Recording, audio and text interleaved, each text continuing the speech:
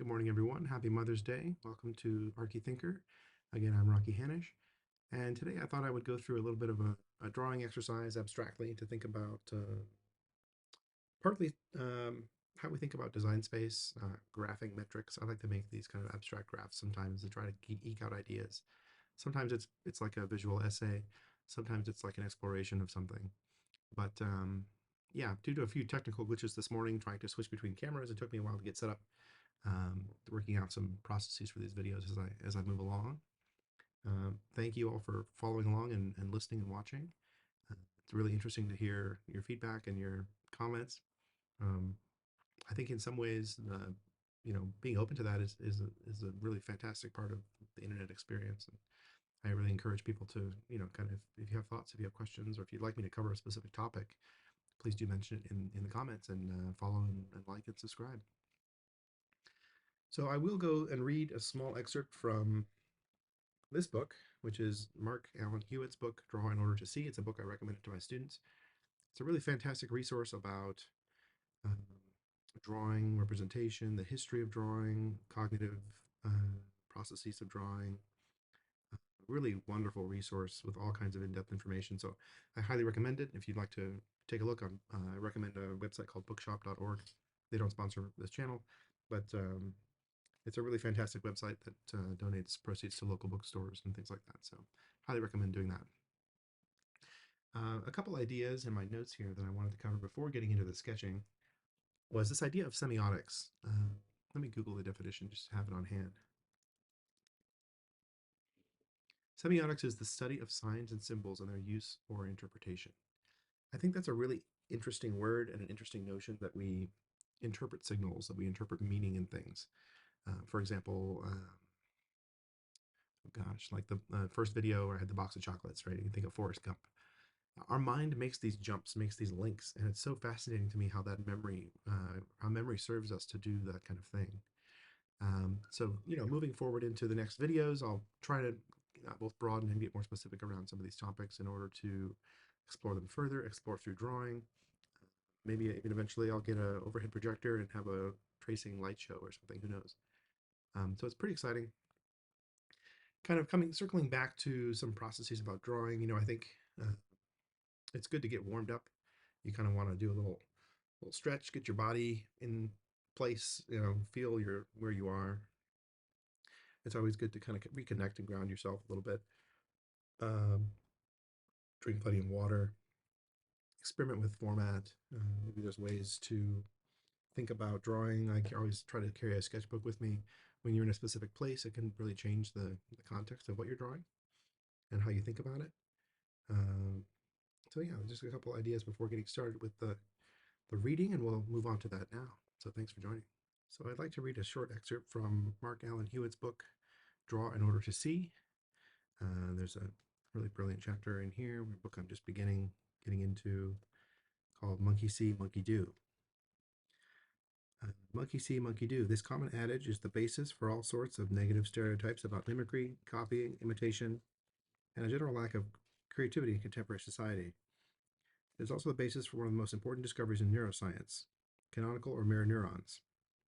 Primates, including Homo sapiens, cannot make sense of themselves and their environments without them.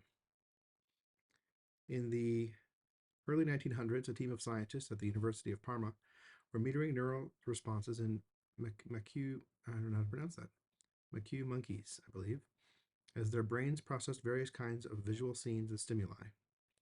They noticed some peculiar spikes in groups of neurons that were in the motor and premotor cortices of these primates. When a researcher grabbed a peanut in order to give it to a monkey, the identical types of neurons in their motor cortices spiked as when the same monkey grabbed the peanut himself. So that's just the beginning of, or short kind of excerpt or preview of this book, Draw in Order to See. And thanks to my handy dandy setup with my iPhone here as a kind of overhead projector, I thought we might do a little drawing exercise. So we could draw an object, we could draw a kitty cat, we could draw whatever, but I was thinking about drawing a design space. And the design space I'm thinking of drawing, kind of graphing it, is bifurcated into kind of 4 zones. And I'll draw kind of a dashed line for that.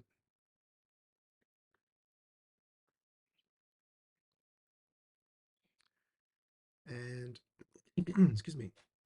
Wow, my throat is clogged up today. I thought about these two axes being one being accessibility, so things that are accessible to us, either physically or mentally, kind of a broad definition of accessible, and things that are inaccessible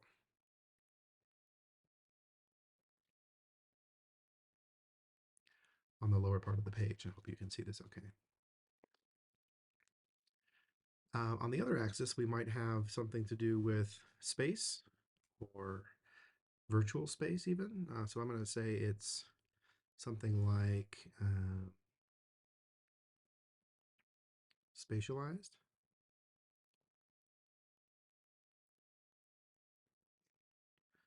or physical, and something like despatialized. Maybe that's the wrong term,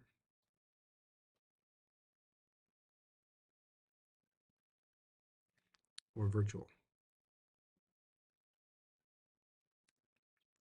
So the idea here being that we could kind of graph things on this chart of two axes, one being accessibility and the other being space. So if we were to imagine a bank vault, which would be highly physical and low in accessibility, that would be down here with, down in this lower quadrant down here, and we'll write bank vault.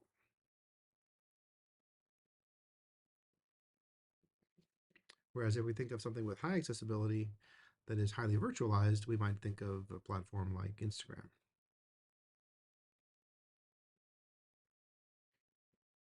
Quite virtual, connected to place in a way, but also very accessible to most people in today's day and age, which is amazing, right? So what I thought of is this diagram is partly in from the perspective of design. So I thought of design maybe as a series of concentric circles in this diagram that kind of maybe are amorphous, but that start to connect. And roughly, we could begin to plot in design space different programs and different ideas. And I think I'll now switch to a version of this diagram that I had made yesterday, which was something along the lines of this. And the notion that it's kind of just like a visual essay in some sense, thinking about social media or the internet being, relatively accessible or inaccessible depending on your kind of maybe socioeconomic status, or how connected you are to the kind of infosphere, maybe that I referenced earlier, being an abstract term. But then accessibility is on this scale of inaccessible and accessible, where you have design in the center here, diminuted a little bit, but a library being fairly accessible in a physical sense and a virtual sense, both. Um, Books being relatively accessible and its physical objects, maybe moving towards this more spatialized practice. So I kind of try to give everything a vector. The idea that maybe automobiles are somewhat inaccessible to your average person because they're expensive and becoming more expensive. And they're somewhat despatializing in a view where we look at how they affect cities or our psychology, maybe, perhaps. But they do connect us to spaces, distances far away. Then I kind of graph nature. Maybe this is exploring an idea that nature is both accessible and inaccessible. If you live in a city, it's difficult to get access to nature. How do we improve that? If you live out in the countryside, it's more accessible to you. But either way, nature is becoming, maybe this dashed line indicates that maybe that's becoming more virtualized as we understand how nature evolves into flowing into the internet, or how we have natural experiences, let's say, um, in a despatialized or digital, or let's say virtual context. Walking. I was plotting walking as somewhat inaccessible if you don't live in a pedestrian-centered city, like many cities in the United States, which is attempting to move into the more accessible kind of areas and is a somewhat spatialized practice. It's not quite so virtual.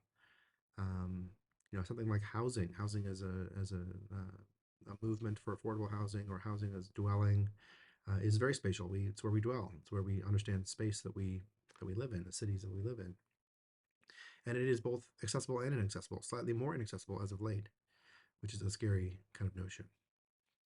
Trains, maybe somewhat accessible if you live in a city with them, and very localized in this kind of spatialized place argument. Museums have a funky shape because I view them as somewhat more spatialized in practice, overlapping nature, moving towards the virtual as museums explore how art is in the virtual. Something like a government service like the DMV is hopefully relatively accessible, somewhat spatialized. I don't know, just kind of exploring different ideas in this sort of format. So that's the kind of sketch idea, the format that I'd like to begin to work through. Um, Generally, the notion is to explore ideas, and so one of the things I like to do, I had created a hashtag that I called the Open Sketchbook Project. And so some of it is just exploring drawing through archiving some of my drawings. Some of it is abstract, some of it goes through different ways of thinking about poetry, drawing, exploring different topics. And it's that doesn't always make sense to me as a way of working, but oftentimes there's some interesting results. This must have been a sketch during a jazz show, for example, or something. Uh, there's some guys playing jazz. And so just playing with form, playing with lines can be really productive. This is inspiration from the Wes Anderson movie. Uh, Diagramming architectural ideas. You know, sketchbooks are like that. They're for working things out and thinking. And I think that's the way in which we think as designers, as creatives. Uh, what were we thinking about last night? Artifice, nature, and the reality of whatever real things are. So it's just an exploration. This is a left-handed drawing created last night. Yeah, just different ways of exploring notation in some way. Uh, so thank you for watching. That's all for today's video, and we'll see you for the next one.